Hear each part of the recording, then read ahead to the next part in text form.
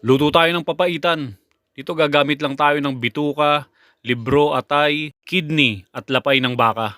Babaliktarin muna natin yung ating bituka, tapos lalamasin natin lahat yan sa asin para maalis yung lahat ng dumi. Para mas malinis, pakukuluan natin yan sa asin, ginger powder at bay leaves. Tapos didiscard lang natin yung unang kulo. Kapag malamig na, gagayatin lang natin yan ng maliliit.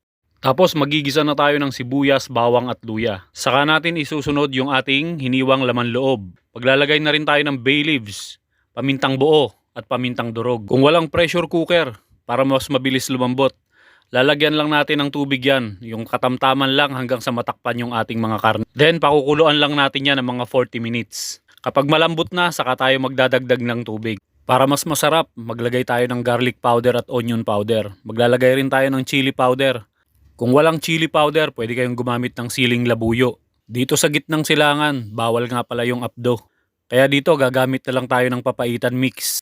Dahil medyo marami itong niluluto ko, 2 pack na papaitan mix lang yung ginamit ko. Para sa karagdagang pampalasa, maglalagay na rin ako ng patis at lemon juice. Nagdagdag na rin nga pala ako ng beef cubes. Saka ko yan lalagyan ng garnish na spring onions. Ganyan lang kasimple. Halika, higop tayo ng sabaw.